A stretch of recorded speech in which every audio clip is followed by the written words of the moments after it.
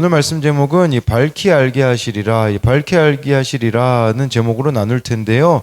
여기서 밝히 알게 하신다는 것은 17절에 보면 이스라엘 백성들이 이 왕을 구한 게 있잖아요. 이 죄악이 큼을 이스라엘 백성들에게 밝히 알게 하시겠다라는 것입니다. 그래서 우리는요, 사람을 통해서, 사건을 통해서 우리가 잘못된 길로 가고 있다라는 것을, 또는 죄악된 길로 가고 있다라는 것을 밝게 알게 하시는 것들이 있을 수 있거든요. 그런데 우리가 기억해야 되는 것은 그것이 하나님의 사랑이라는 것입니다. 여러분, 우리가 잘못된 길로 가는데 하나님이 밝게 알게 하게 하시는 사건이 없다면 우리가 회개의 기회를 놓치는 것이 아니겠습니까? 그것은 필경 사망의 길로 가는 것일 수밖에 없기 때문에 우리에게 이렇게 밝게 알게 하시는 사건이 찾아온다라는 것은 하나님의 사랑이라는 것을, 우리가 하나님의 택한 자이기 때문에 그렇다라는 것을 알아야 한다라는 것입니다. 그래서 두 가지로 살펴볼 텐데요. 첫 번째로는요, 밝히 알게 하신 하나님 앞에서 정직해야 합니다. 1절 2절인데요. 사무엘이 온 이스라엘에게 이르되 보라, 너희가 내가 한 말을 내가 다 듣고 너희 위에 왕을 세웠더니 이제 왕이 너희 앞에 출입하느니라. 보라, 나는 늙어 머리가 희어졌고 내 아들들도 너희와 함께 있느니라. 내가 어려서부터 오늘까지 너희 앞에 출입하였거니와 라고 말씀해 주고 있어요. 어제 말씀에 보면요, 마지막 부분에 길갈에서 이스라엘 백성과 함께 사울이 왕으로 취임을 했습니다. 사울이 왕으로 취임했다라는 것은 무슨 말입니까? 사무엘이 은퇴해야 된다라는 말이거든요. 그래서 이 사무엘상 12장은 지금 사무엘이 은퇴하면서 정말 이스라엘 백성들에게 또 왕으로 세워진 사울에게 전해주는 유언과 같은, 또는 이임식 연설이라고 할 수가 있습니다.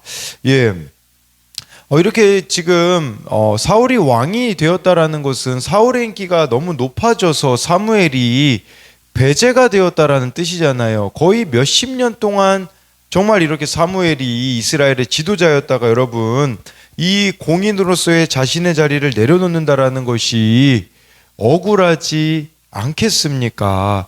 그럼에도 불구하고요, 사무엘은 겸손하게 물러나는 모습을 보여주고 있습니다. 전 이걸 볼 때에 떠올랐던 말씀이 히브리서에 보면요, 그런 말씀이 있어요. 너희에게 말씀을 가르쳐 주던 자의 마지막을 보고 본받으라는 것이 있거든요. 사무엘이요, 은퇴까지 잘하는 것이 하나님을 잘 섬기는 것을 보여주는 것이라고 할 수가 있는 것이에요. 나중에 사울은요, 이걸 못하잖아요. 다윗에게 물려줘야 되는데, 다윗에게 이 왕권을 계승해야 되는데, 사울은 사무엘같이 이렇게 하지 못하는 부분들을 우리가 생각해 볼 수가 있습니다. 2절에 보니까요, 이제 왕이 너희 앞에 출입하느니라 라는 것은 이제 사울이 공적인 왕으로서의 삶이 시작이 된 것을 이렇게 말씀해 주고 있어요. 근데 제가 2절에서 좀 주목해서 봤던 것은 뭐냐면요, 내 아들들도 너희와 함께 있느니라. 이게 무슨 뜻일까요? 사무엘의 아들들이 백성들과 함께 있다, 우리가 큰 의미를 부여하지 않을 수 있는데요, 이게 의미하는 바는 뭐냐면 사무엘은 엘리 제사장 같지 않았다라는 뜻이에요. 엘리 제사장이요, 그 아들 제사장들이 막 잘못된 짓을 저지르잖아요. 막 하나님께 드리는 제물을 막 자기들이 갈고리를 가져다가 막 먹기도 하고요. 수종드는 여인들과 동침하기도 하고 잘못했잖아요. 그럼 어떻게 해야 됐을까요? 제사장 직분을 해서 이제 못하게 해야 됐죠. 그런데 사무엘 아들들도 막 뇌물 받고 그랬거든요. 근데 여기 내 아들도 너희와 함께 있느니라라는 말은 무슨 말이냐면, 아들들에게 그 사사 직분을 사무엘이 주다가 잘못되었을 때 사사 자리에서 내려오게 했다라는 의미예요. 내 아들들이 그 잘못한 거에 대해서 사사 직분을 폐하고 지금 일반 백성들과 똑같이 두었다라는 것이에요. 우리로 말하자면 치리했다라는 말입니다. 그래서 정말 잘못된 것에 대하여서 이렇게 돌이킬 수 있도록 그 자리에서 이 사무엘이 자기 아들들을 내려오게 했다라는 것은 사무엘은요 아들들을 왕처럼 여기지 않았다라는 거예요. 하나님보다 더 사랑하지 않았다라는 것을 우리들에게 말씀해주고 있어요. 저는 이 부분에 좀 찔림이 있더라고요. 제가 고쳐가야 되는 것은 저에게 맡겨진 지체들에게 제가 가지고 있는 생각은 내가 이 정도 배려해주면 알아서 잘하겠지 하면서 기다릴 때가 있거든요. 근데 그 기다림이 방치일 때가 너무 많더라고요. 상대방을 제가 믿어줘서 그러는 게 아니라 그냥 갈등의 상황을 피하고 싶어가지고요. 방치하고 있는 것들이 있더라고요. 정말 사무엘 그 아들들이 잘못했을 때 그 자리에서 내려오게 하고 돌이킬 수 있는 기회를 줘야 되는데 저는 그걸 못하는 것들이 너무 많다라는 생각이 들더라고요. 예를 들어서 여러분들의 자녀가 잘못된 길로 가고 있다면 구체적으로 돌이킬 수 있도록, 이게 정말 나에게는 참 너무 마음 아픈 일이고 이렇게 하고 싶지 않지만 정말 사랑으로 돌이킬 수 있도록 우리가 잘못된 부분들에 있어서는 이렇게 사무엘과 같이 지적하고 돌이킬 수 있게 해주어야 된다라는 것이겠죠. 또 2절에서 주목해서 보아야 되는 표현은요, 오늘까지 사무엘이여 내가 어려서부터 오늘까지 너희 앞에 출입하였거니와 라고 하는데, 여기서 출입하였다라는 단어를 원어로 보면요 행하다, 살았다라는 뜻이에요. 그러니까 어려서부터 오늘까지 너희들에게 내가 삶으로 보여주지 않았냐, 이렇게 사무엘이 당당하게 말할 수 있었던 것은 하나님 앞에서 그가 정직했기 때문이에요. 여러분, 하나님 앞에서 정직한 사람은요 사람들 앞에서도 정직할 수밖에 없습니다. 그래서 그게 바로 3절에 나오거든요. 내가 여기 있나니 여호와 앞과 그의 기름 부음을 받은 자 앞에서 내게 대하여 증언하라. 내가 누구의 소를 빼앗았느냐, 누구의 나귀를 빼앗았느냐, 누구를 속였느냐, 누구를 압제하였느냐, 내 눈을 흐리게 하는 뇌물을 누구의 손에서 받았느냐. 그리하였으면 내가 그것을 너희에게 갚으리라 하니, 5번이나 이런 표현들이 나오잖아요. 빼앗았느냐, 빼앗았느냐, 속였느냐, 압제했느냐, 누구에게서 누구 손에서 받았느냐라고 이렇게 말하고 있는 것은요, 여러분 사실 사무엘이 이스라엘에서 제일 영향력이 있었던 사람이잖아요. 그런 위치에 있으면요 유혹거리가 엄청 많았을 겁니다. 뇌물에 대한 유혹도 있었을 것이고요, 권력에 대한 거, 그렇지만 사무엘은요 누구에게도 책 잡히지 않는 삶을 살아냈다라고 말씀해주고 있는 것이에요. 그리고요 그것을 삶으로 사무엘이 보여준 것은 그가 하나님 앞에서 살았기 때문이죠. 우리가 사무엘을 볼 때 사무엘상 앞부분에 그런 내용이 나오잖아요. 여호와의 등불은 꺼지지 않았다고. 정말 사무엘이 등불된 삶을 신실하게 살았다라는 것을 말씀해주고 있는 것이에요. 그래서 지금 사무엘이 이렇게까지 굳이 이야기하는 건 지금 생색내는 게 아니에요. 왜냐하면 여기 3절에 나와 있잖아요. 여호와 앞과 그의 기름 부음 받은 자 앞에서라고 하고 있는 것은요, 지금 여기서 그의 기름 부음 받은 자는 사울이거든요. 사무엘이 바램이 있었던 거예요. 뭐냐면 정말 사울이 사무엘과 같이, 자신과 같이 이러한 삶을 살아내기를 원했다라는 것을 보여주고 있는 것이겠죠.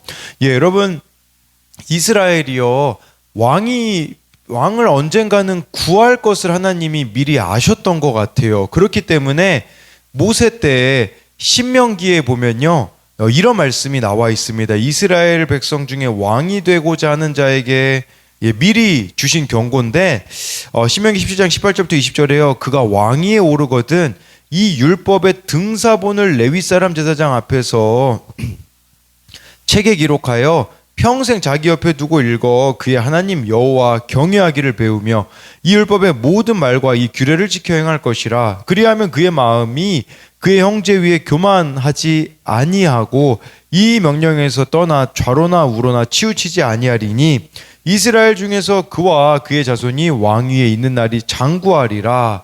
이게 왕이 되는 조건이요 다른 나라 왕들과 다릅니다. 그건 뭐냐면 쉽게 말씀드리면요. 18절 말씀은 말씀을 필사해야 된다 그 뜻이고요. 19절은요. 말씀을 가까이에서요. 이 말씀대로 지켜 행해야 된대요. 그러면 20절에 보니까요. 마음이 교만해지지가 않는다라는 거죠. 저와 여러분들에게도 필요한 말씀이에요. 하나님이 저와 여러분들의 삶의 왕이 되는 비결이 바로 이 말씀이에요. 날마다 말씀을 가까이 하는 거겠죠. 말씀의 사람이 되어야 된다라는 거예요. 그러나 저와 여러분들이 말씀의 사람이 되어지지 않는다면 이스라엘 백성들과 같이 인간 왕을 구하는 모습과 동일하다라는 것을 아셔야 한다라는 것입니다. 그래서 이것에 대한 두 가지 적용 질문은요. 내 시간과 재물을 구별하여 하나님을 위해 쓰고 있다고 당당히 말할 수 있습니까? 또 한 가지는요. 나에게 가장 편안함과 안정감을 주는 것은 무엇입니까?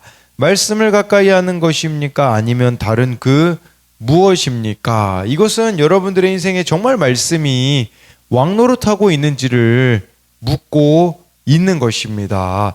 두 번째로는요. 하나님께서 내게 베푸신 은혜를 밝히 알아야 합니다. 8절부터 10절인데요. 야곱이 애굽에 들어간 후 너희 조상들이 여호와께 부르짖음에 여호와께서 모세와 아론을 보내사 그 두 사람으로 너희 조상들을 애굽에서 인도해 내어 이곳에 살게 하셨으나 그들이 그들의 하나님 여호와를 잊은지라 여호와께서 그들을 하솔 군사령관 시스라의 손과 블레셋 사람들의 손과 모압 왕의 손에 넘기셨더니 그들이 저희를 치매 백성이 여호와께 부르짖어 이르되 우리가 여호와를 버리고 바알들과 아스다롯을 섬김으로 범죄하였나이다. 그러하오나 이제 우리를 원수들의 손에서 건져내소서 그리하시면 우리가 주를 섬기겠나이다 하매라고 하는데요. 지금 사무엘이 연설하고 있는 내용이잖아요.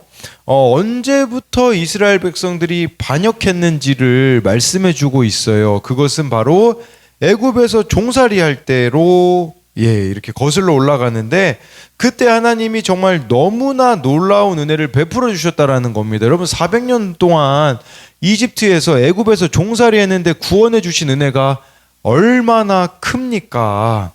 그렇지만 이들은 어떡합니까? 하나님을 구절해 보니까요. 잊어버렸다고 하잖아요. 가나안 땅에서 살게 해주셨지만 정말 하나님을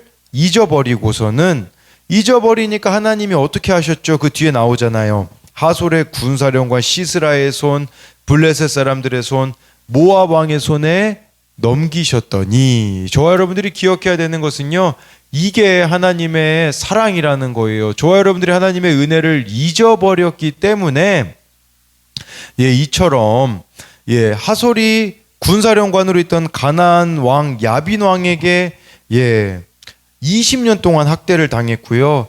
블레셋에게는 40년 동안 압제를 당했고요. 18년 동안 모압 왕 외글론의 지배를 받았다라는 것이에요. 왜 이런 일들이 하나님이 허락하셨죠?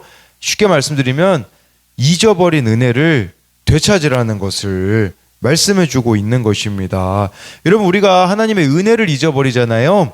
그 자리는 반드시 우상들로 채워질 수밖에 없습니다. 하나님의 은혜를 구하면요. 여러분들이 다른 것들을 우상으로 삼기 시작할 거라는 것이에요.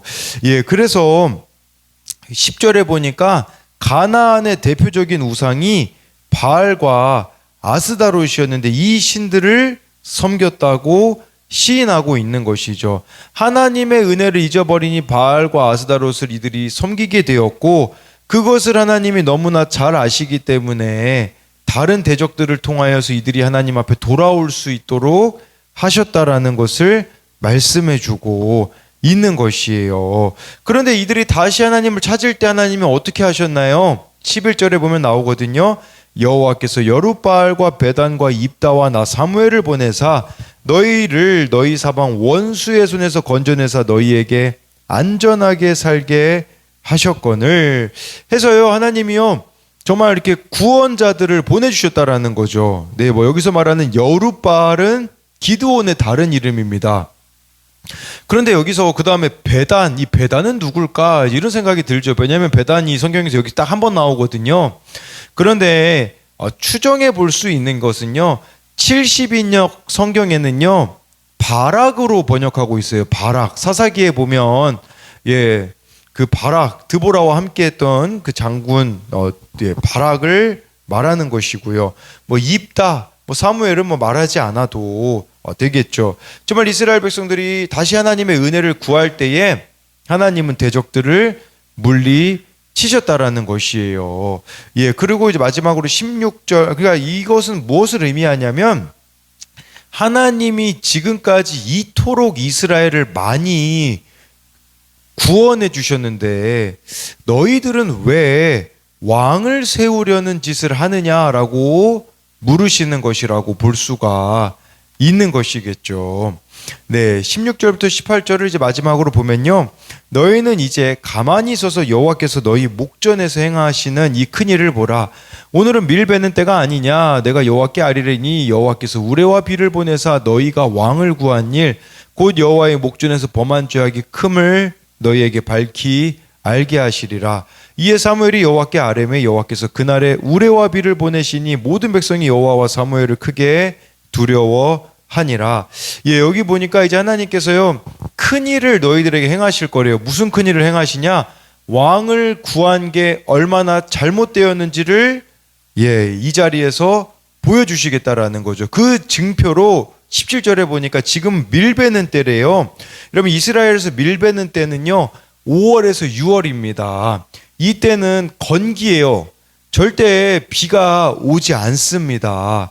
그러니까 사무엘은 이스라엘 백성이 왕을 구한 죄가 크다는 것을 증명하는 표징으로 이제 표징을 구하겠다고 하겠는데 그 표징이 뭐였었냐면 건기에 내리는 비와 우레였습니다. 우레는 천둥을 말하는 거죠. 이게 죄악을 크게 알게 하시는 것이기에 여러분 우리에게도요 이 건기에 사실 비와 우레가 내린다라는 것은 말도 안 되는 일이잖아요. 저와 여러분들에게도 때로는 말도 안 되는 일과 같은 것들이 있을 수 있어요. 근데 왜 나에게 이렇게 말도 안 되는 일이 일어났지라고만 생각할 게 아니라 그 가운데서 하나님께서 내가 무엇으로부터 돌이키기 원하시는지를 이 말씀을 통해서 알아야 되었다라는 것이에요. 그래서 정말 18절에 사무엘이 하나님 앞에 기도한 거죠. 그때 하나님이 우레와 비를 보내니 모든 백성이 여호와와 사무엘을 크게 두려워하였다라고 말씀해주고 있어요. 그렇지만 여러분 이 사람들이 두려워했다고 해서 이게 진짜 회개였을까요? 진정한 회개는 아니었다라는 겁니다. 진정한 회개는 내 잘못을 갚는 삶의 적용을 동반해야 된다라는 거죠. 정말 주님만 왕으로 섬기겠다라는 결심을 손과 발을 움직여 보여주어야 한다라는 것을 말씀하고 있는 것입니다. 그래서 이것에 대한 두 가지 적용 질문은요. 내가 놓지 못하는 세상 우상은 무엇입니까? 날마다 나를 구원하신 하나님의 은혜에 감사하고 있습니까? 또 한 가지는요. 주님이 나를 돌이키려고 보여주신 큰일이 있습니까? 오늘 내가 회개하며 적용해야 할 일은 무엇입니까? 기도하겠습니다. 살아계신 하나님, 오늘 말씀해 보니 정말 사무엘이 하나님 앞에서 정직하였기에 백성들 앞에서 정직한 삶을 살아낸 것을 봅니다. 우리는 정말 하나님 앞에서의 삶인데 얼마나 사람들 앞에서 정직하지 못할 때가 많은지 모릅니다. 정말 그러한 부분들이 있다면 돌이킬 수 있도록 은혜를 베풀어 주시고, 하나님, 우리가 하나님보다 더 사랑하는 우상들이 있을 수 있습니다. 그런데 오늘 말씀의 사무엘은 정말 그 아들들이 잘못된 길로 갔을 때 사사직에서 사사직분을 뺏었습니다. 정말 이게 아들들을 진정으로 사랑하는 것이 아니겠습니까? 하나님을 더 사랑하는 것이 아니겠습니까? 우리도 하나님을 더 사랑하기에 때로는 나의 자녀들이, 때로는 나의 배우자가 정말 잘못된 길로 갈 때에 나에게는 맞지 않는 옷과 같은 정말 그런 적용들을 해내야 될 때가 있는데, 그러한 것들을 사랑으로 잘 해낼 수 있도록, 또 사랑으로 때로는 치료할 수 있도록 하나님 은혜를 베풀어 주옵소서. 뿐만 아니라 하나님께서 정말 얼마나 많은 은혜들을 우리들에게 베풀어 주셨는지를 기억하기 원합니다.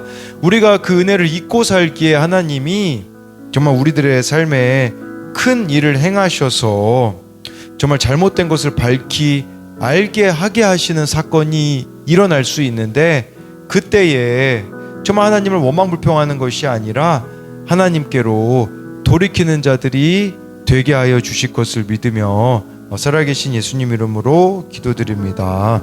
아멘.